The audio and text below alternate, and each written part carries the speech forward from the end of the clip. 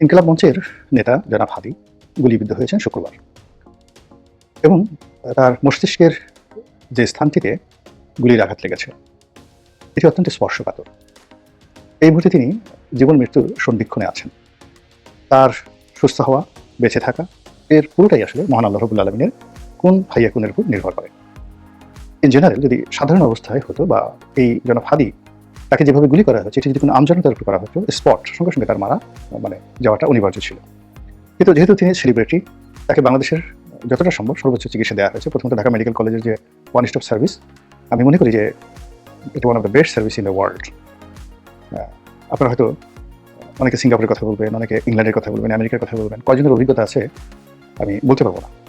কিন্তু ওই সমস্ত দেশে পুরো চিকিৎসা ব্যবস্থার উপরে কাজ করার আমার সুযোগ হয়েছে, চিকিৎসা ব্যবস্থার উপর কাজ করার সুযোগ হয়েছে। বলেই ফেলি যে আমি বিশ্ব স্বাস্থ্য সংস্থার ফেলো হিসাবে অনেকগুলো কোর্স আমি করেছি এবং সেই কোর্স করার জন্য পৃথিবীর অনেকগুলো উন্নত দেশের হসপিটালে আমাকে কাজ করতে হয়েছে। এবং এইগুলোর মধ্যে ধরেন adolescent health, safe pregnancy, newborn baby, reproductive health, এই বিষয়গুলো নিয়ে আমি আসলে পড়াশোনা করেছি WHOর তত্ত্বাবধানে। তো বুঝতে পারেন যে আমি উন্নত দেশগুলোর চিকিৎসা ব্যবস্থা সম্পর্কে কতটুকু জানি। আবার উন্নত বিশ্বে যারা চিকিৎসা ব্যবস্থা সম্পর্কে জানেন তারা ঢাকা মেডিকেল কলেজের চিকিৎসা ব্যবস্থা সম্পর্কে জানেন না। আমি এবং আমার পরিবার সেই 91-92 সন থেকেই আমাদের যত মেডিকেল সেবা, চিকিৎসা সেবা আমরা ঢাকা মেডিকেল থেকে নেই। আমি, আমার স্ত্রী, আমার সন্তান সন্ততি, আমার বাবা মা সবাই। এবং সে অর্থে আমার কাছে মনে হয় যে ঢাকা মেডিকেল কলেজের যে জরুরি বিভাগ, এরকম মানবিক জরুরি বিভাগ আমি পৃথিবীতে কোথাও দেখিনি। তো সেই ঢাকা মেডিকেলে হাদিকে চিকিৎসা সেবা দেওয়া হয়েছে। তার প্রাথমিক যে ডেঞ্জারটা ছিল সেটাকে দূর করা গেছে। এরপরে এভার কেয়ারে নিয়ে সর্বোচ্চ চিকিৎসা দেওয়া হচ্ছে আধুনিকতা সহকারে। এখন তিনি বাঁচবেন কি বাঁচবেন না, সংকটাপন্ন, তাকে বিদেশে পাঠানো হবে কি হবে না, বেগম জিয়াও সেখানে অসুস্থ, তাকে বিদেশে পাঠানো হবে হবে না, প্লেন আসবে আসবে না, এগুলো একটা গেম চলছে, খেলাধুলা চলছে। আবার হাদিকে নিয়েও কিন্তু একই গেম চলছে যে এই তাকে একটু নেওয়ার মতো সুবিধা হলেই সিঙ্গাপুরে পাঠানো হবে। এবং এখন হাদি যে চিকিৎসা পাচ্ছে এরপর আসলে চিকিৎসা হয় না, এখানে সিঙ্গাপুর নিলেও কোনো লাভ হবে না। তো এনিওয়ে, কিন্তু এটা নিয়ে আমরা নাটক করছি। সেই নাটকের বাইরে গিয়ে যে বিষয়টি নিয়ে আমি আজকে আলোচনা করব সেটা হলো যে হাদির এই গুলিবিদ্ধ হওয়াটা কোনো বিচ্ছিন্ন ঘটনা না, এটি একটি ম্যাটিকুলাস ডিজাইন। যারাই করেছেন তারা কেবলমাত্র হাদিকে হত্যা করার জন্য করেছেন, আই ডু নট বিলিভ। এটা এরকম একটা ডিজাইন করে করা হয়েছে যাতে করে এই মুহূর্তে পুরো নির্বাচন প্রক্রিয়াটির সঙ্গে যারা জড়িত তাদের সকলের মনে ভয় ধরিয়ে দেওয়া যায়, এবং সেটা কাজ করেছেন। দ্বিতীয়ত, সারা দেশে একটা অস্থিরতা তৈরি করা যায়।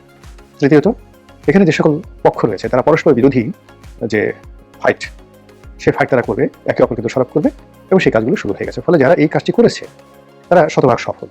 আমরা দেখলাম যে এই ঘটনার দায় প্রথমে মির্জা আব্বাসের উপর চাপানো হলো, পরবর্তী দেখা গেলো যে না, সেটা খাচ্ছে না। এরপরে এক পক্ষ বলার চেষ্টা করলো যে এই ঘটনার সঙ্গে সেই ডাকসু ভিত্তি সাদিক কাইম সে জড়িত, সেটাও খাওয়ানো গেল না। তারপরে বলা হলো এটা ছাত্রলীগকে ব্যবহার করে সেই ভারত থেকে জাহাঙ্গীর কবির নানক ঘটিয়েছেন, অথবা যুবলীগের যে সম্রাট ছিল ইসমাইল হোসেন সম্রাট, তিনি এই ঘটনা ঘটিয়েছেন। এবং সর্বশেষ এখন যেহেতু পরপর 3টি মিসাইল এটা বন্ধ হয়ে গেল এবং অকার্যকর হয়ে গেল। প্রথমটা হলো মির্জা আব্বাসকে কলুষিত করা, বিএনপি কলুষিত করা, দ্বিতীয়টা হলো সাদিক কাইমকে কলুষিত করা, আর তৃতীয় হলো জামাতের মাস্টার প্ল্যান। আর সেগুলো ব্যর্থ হওয়ার কারণে এখন যেটা হচ্ছে গরিবের বাহুস বা গরিবের ভাবি হিসেবে পরিচিত আওয়ামী লীগ। একেবারে কিছু যদি কেউ যদি কোনো মনুষ্য বিষ্ঠা গু যেটাকে বলা হয়, মানুষের গু, কারো যদি টয়লেট থেকে গু হারিয়ে যায়, এখন সেটার জন্য এখন মানুষ আওয়ামী লীগকে দায়ী করবে যে আওয়ামী লীগ এখন কোনো কাজ নেই, তারা মানুষের গু চুরি করে। এরা চুরি করতে করতে এত খারাপ হয়ে গেছে, এখন গু চুরি করার সাথে কোনো কাজ নেই, ওদের করে গু চোর।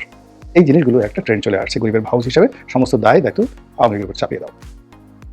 এতে যারাই কাণ্ডটি ঘটিয়েছে তাদের যে কী পরিমাণ লাভ হবে এটা আপনি কল্পনা করতে পারবেন না। প্রথমত, এই ঘটনার দায় যদি আওয়ামী লীগের উপরে দেওয়া হয় তাহলে ধরে নিতে হবে যে আওয়ামী লীগের একটা বিরাট শক্তি আছে, মিলিটারি পাওয়ার আছে, এবং এই পৃথিবীতে এই এখন আমাদের যে বাংলাদেশে ক্রাইসিস টাইম রয়েছে, এই সময়টিতে যারা সবচেয়ে বেশি ভয় দেখাতে পারবে, ভয় সৃষ্টি করতে পারবে, তারাই বিজয়ী হবে। আওয়ামী লীগকে যদি আমরা সেই সুযোগটা দিয়ে দিই তাহলে আওয়ামী লীগ নাচতে থাকবে। তারা এই কাজের সাথে জড়িত বা জড়িত নয়, ডাজ নট ম্যাটার, কিন্তু এই যে তাদেরকে ভয় পাওয়া হচ্ছে বা তাদেরকে যে ব্লেমটা দেওয়া হচ্ছে, এই ব্লেমে আওয়ামী লীগের মধ্যে একটা রীতিমতো খুশি বন্যা বয়ে যাবে। তারা বেকুবের দল নয়, তারা জিনিসটা বুঝতে পারে। ঠিক গেল এক। 2 নম্বর হলো যে প্রকৃত অপরাধী যারা আছে, সেই প্রকৃত অপরাধী এই সময়টি থেকে নিজেদেরকে গুছিয়ে নেওয়ার সুযোগ পাবে, এবং তাদের সেকেন্ড এবং থার্ড ফোর্থ মিশন যে জিনিসগুলো তারা করতে চাচ্ছে সেইগুলো এই সময়টাতে আপনি করতে পারবেন। ঘটনা হলো যে আপনার বাড়িতে চোর ঢুকেছে, চোর চুরি করে দক্ষিণ দিকে চলে গেছে। আপনি দৌড় দিলেন ঘর থেকে, একজন আপনাকে বিভ্রান্ত করে বললো যে উত্তর দিকে গেছে, আপনি উত্তর দিকে 10 কিলোমিটার দৌড়ালেন। তারপরে এমন একজন লোককে ধরলেন, হয়তো সে চোর, কিন্তু আপনার ঘরে সে চুরি করেনি, সে হয়তো অন্য বাড়িতে চুরি করে সে যাচ্ছিল, তাকে আপনি ধরলেন। বলেন তো আপনার কোনো লাভ হবে কিনা? লাভ হবে না। আপনি ক্রোধ মেটাতে পারবেন, সেই চোরকে মারতে পারবেন, কিন্তু আলটিমেটলি তার কাছ থেকে পণ্য সামগ্রী উদ্ধার করে সেগুলো আপনি আনতে পারবেন না।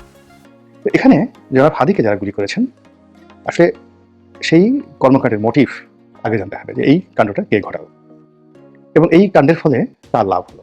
এখন এখানে মোটিভ যদি সাধারণত পুলিশ যে কাজগুলো করে, ক্রিমিনোলজির যারা ছাত্র, যেহেতু আমি আইন বিজ্ঞান পড়াশোনা করেছি, কিছুটা ধারণা আছে। এখানে সবার আগে সন্দেহের তালিকায় থাকবে স্বয়ং হাদি নিজে, পুলিশের ইনভেস্টিগেশন অনুযায়ী। এরপরে তার প্রিয়জন, তার স্ত্রী, সন্তান, আশেপাশে যারা লোকজন আছে।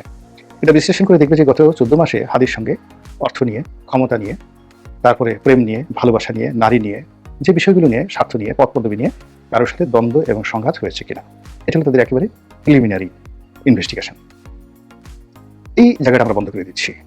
এটা যদি একান্ত ব্যক্তিগতভাবে অভ্যন্তরীণ কোন্দলের ফলে হয়ে থাকে, এখন যেভাবে আমরা আওয়ামী লীগকে জড়ানোর চেষ্টা করছি, জামাতকে জড়ানোর চেষ্টা করছি, বিএনপিকে জড়ানোর চেষ্টা করছি, এতে করে তদন্তের যে একেবারে প্রাথমিক যে স্তরটি, সেই স্তরটিকে অতিক্রম করে দ্বিতীয় স্তরে যেতে চাচ্ছি। অথচ 90% যখন কোনো অকারেন্স ঘটে, 90% অকারেন্স ঘটে নিজেদের মধ্য থেকে।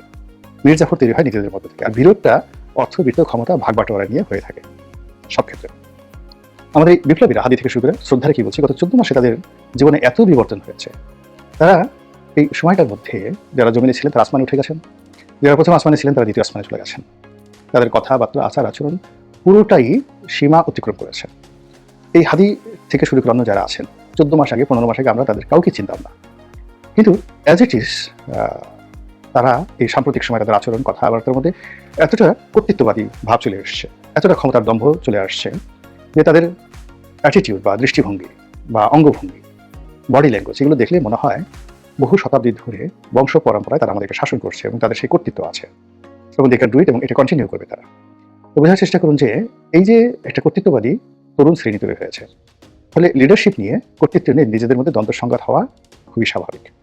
আর যেখানে টাকা থাকে সেখানে নেশা থাকবে, যেখানে টাকা থাকবে সেখানে নারী থাকবে, বা নারী হলে সেখানে পুরুষ থাকবে, সেক্স থাকবে, ভায়োলেন্স থাকবে, তারপরে আরও অনেক কিছু থাকবে। তো এগুলো পুলিশি তদন্তের একেবারে প্রাথমিক স্তর। কিন্তু যেই মুহূর্তে আমরা তাকে বলে দিচ্ছি যে হাদির এই হত্যাকারী এই ছেলেটি একজন নাম, 2 নম্বরে সেই ছেলেটিকে আমরা আবার বলছি যে সে ভারতে চলে গেছে, 3 নম্বরে সেই ছেলেটি একসময় ছাত্রলীগ করতো, তারপরে সেই ছেলেটি এই কদিন আগে একটা মামলাতে সে আসামি হয়ে গ্রেপ্তার হয়েছে, 17 লক্ষ টাকা নাকি সে ছিনতাই করেছে, অস্ত্র সহ ধরা পড়েছে র্যাবের হাতে, আবার সে জামিন পেয়ে গেছে, খুব অল্প সময় আবার জামিন পেয়ে এসে হাদির সঙ্গে তার ঘনিষ্ঠতা।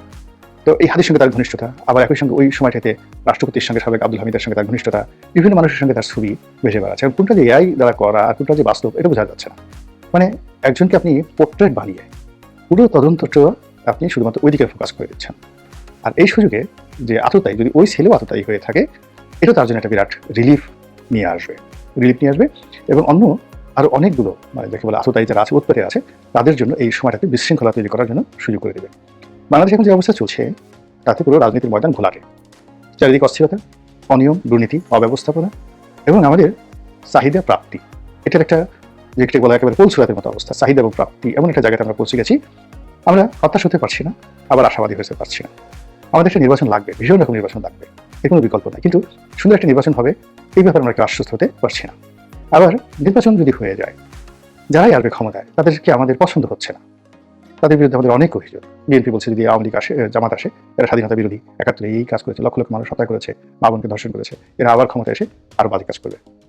বিএনপির বিরুদ্ধে জামাতের বক্তব্য হলো যে ওই লোক এই কাজ করেছে, ওই দল এই কাজ করেছে, তাদের ওটা ছিল, এটা ছিল, নানা রকম দুর্নাম বদনাম করে, মানে যারা আগামীতে সম্ভাব্য ক্ষমতা আসবে তারা যদি একত্র হন, এতটা দুর্গন্ধ গত 14 মাসে ছড়িয়ে পড়েছে যে আগামীর যে রাজনৈতিক নেতৃত্ব তাদেরকে দেখে বা তাদের মুখের দিকে তাকিয়ে আমাদের অন্তরে কোনো প্রশান্তি আসছে না, আমরা স্থির হতে পারছি না। রাজনীতির যে সকল শীর্ষ নেতৃবৃন্দ রয়েছেন তাদের সবারই একটা করে বাজে নাম হয়ে গেছে। একজনের নামের পিছনে আগে চলে আসছে সুম্মা অমুক, সুম্মা ড্যাশ, আরেকজনের নামের চলে আসছে পলিথিন ড্যাশ, আরেকজনের নাম হয়ে গেছে 3 ইঞ্চি, আরেকজনের নাম হয়ে গেছে পাকিস্তানি বীর্যে সৃষ্টি হওয়া, জন্ম নেওয়া টোকাই ইউটিউবার, আরেকজনের নাম হয়ে গেছে মানে সুদি ড্যাশ, আরেকজনের নাম হয়ে গেছে মানে অসংখ্য, মানে আপনি এই পর্যায়ে যারা আছে, আরেকজনের নাম হয়ে গেছে মানে টিনের ছেলে কাউয়া ড্যাশ, 1 2 3 ড্যাশ। মানে যখন আপনি সম্মান এবং মর্যাদার যে জায়গাগুলো, সেই জায়গাগুলো প্রতিপক্ষ এইভাবে রংচং মাখিয়ে দিবে, বিকৃত করে ফেলবে, তখন প্রত্যেকটি লোক ইতিহাস থেকে হারিয়ে যাবে। আপনি মুক্তিযুদ্ধের সময় তাকান, দেখেন অধ্যাপক গোলাম আজম সাহেব, ইয়াহিয়া খান, টিক্কা খান, তাদের প্রত্যেকের যে পোর্ট্রেট বিকৃত করে দেওয়া হয়েছিল। ফলে একজন লোকও কিন্তু বাকি জিন্দেগি টিকতে পারেনি। ফলে আমাদের এই সমাজে যাদেরকে নিয়ে কার্টুন হয়, যাদের চেহারা বিকৃত করে দেওয়া হয়, যাদের ব্যক্তিত্বে চরিত্রে কালিমা লেপন করা হয়, অটোমেটিক্যালি সেই মানুষগুলো রাজনীতিতে ফিরে এসেছেন এবং ভালো কিছু করেছেন। একটা সিঙ্গেল উদাহরণ আপনি দেখাতে পারবেন। প্রত্যেকটা মানুষ রাজনীতি থেকে হারিয়ে গেছে, মানে তারা জীবিত আছেন, কিন্তু তাদেরকে নিয়ে মানুষ ট্রল করছে, ঠাট্টা করছে, মস্কার করছে, বাঘকে বিড়াল মনে করছে, হাতিকে ছাগল মনে করছে, ষাঁড়কে বা মহিষকে মনে করছে ইঁদুর। এরকম আমাদের সমাজে এই মুহূর্তে যত বড় বড় মানুষ সামনে দেখেন, প্রত্যেকটা মানুষকে ছোট করার জন্য নানা রকম উপাধি, নানা রকম যাকে বলা হয় ফেতনা, ফ্যাসাদ, দুর্নাম, বদনাম, এগুলো সব তৈরি হয়ে গেছে। ফলে রাজনীতি নিয়ে আমরা কোনো সুখকর স্বপ্ন দেখতে পারছি না, কিন্তু আমাদের দরকার, উই নিড ইট। সেকেন্ড হলো যে বর্তমান সরকারকে আমরা হারাতে চাচ্ছি না। অনেক পরিশ্রম করে আমরা পেয়েছি, অনেক শ্রম করে আমরা পেয়েছি, এবং আমরা সবাই জানি যে এই সরকার যদি চলে যায় বা আমরা যদি বিদায় করে দিই, এই সরকার যদি পতন হয়, আমাদের জন্য আরও মারাত্মক পরিণতি অপেক্ষা করছে।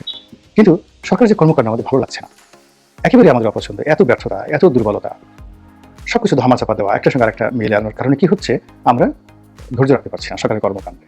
ঠিক সেই অবস্থাতে যখন এরকম একটা হত্যাকাণ্ডের চেষ্টা চলে, এরকম একটা দুর্ঘটনা ঘটে, আবার সেটাকে নিয়ে প্রতিটি পক্ষ, যাদেরকে আমরা এমনি দেখতে পাই না, প্রতিটি পক্ষ যাদের কারো সম্পর্কে আমাদের সার্বজনীন কোনো শ্রদ্ধাবোধ নেই, কারো সম্পর্কে আমাদের বিশ্বাস নেই, প্রেম নেই, ভালোবাসা নেই, তারা যদি একে অপরকে ঝগড়া করে, তাহলে আপনার কাছে কেমন লাগবে বলে? তো ধরেন রাস্তায় আপনি চলছেন, হাতে একটা লাঠি আছে আপনি, বা একটা আপনার অন্য কোনো অস্ত্র আছে, 3-4টি কুকুর, এই গতকাল কোনো একটা কুকুর হয়তো রাস্তায় হেগে গেছে, আপনি পাড়া দিয়ে পুরো কাপড় নষ্ট করে ফেলছেন, ফলে কুকুরটার প্রতি আপনার অনেক রাগ।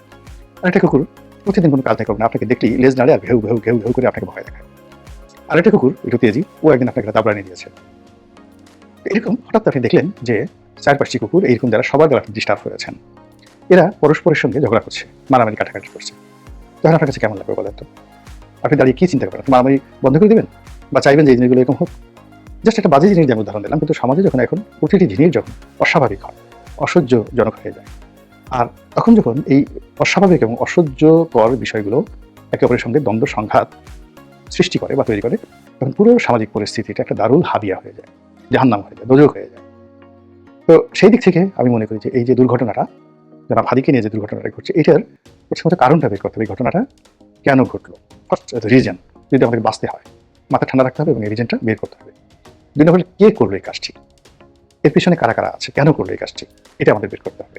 থার্ড হলো যে এটার আলটিমেট গোল কি, এই কাজটি করা হলে এই কাজটির পরবর্তী নেক্সট টার্গেট থাকে, সেই টার্গেটের জায়গাটা বন্ধ করতে হবে। তা না হলে যে আতঙ্ক ছড়িয়ে পড়েছে এখন জনাব হাদিকে কেন্দ্র করে রাজনীতিবিদদের মধ্যে, প্রার্থীদের মধ্যে, এমনকি সমাজে যারা সেলিব্রিটি রয়েছেন তাদের মধ্যে, এই ভয় অনেকটা ভাইরাসের মতো মানুষের মধ্যে যে একবার আতঙ্ক ছড়িয়ে পড়ে শুধু বাড়তেই থাকে। কাজে এটা কোনো রাষ্ট্রের পক্ষে এই ভয় দূর করা সম্ভব না, এবং মানুষ ভয় দ্বারা যত ক্ষতিগ্রস্ত হয়েছে, অন্য কোনো জিনিস দ্বারা এত ক্ষতিগ্রস্ত হয়। আমরা এই ভয় পাওয়া থেকে আল্লাহ যেন আমাদেরকে হেফাজত করে রক্ষা করেন, এই দোয়া করছি। আসসালামু আলাইকুম ওয়া রাহমাতুল্লাহি ওয়া বারাকাতুহু।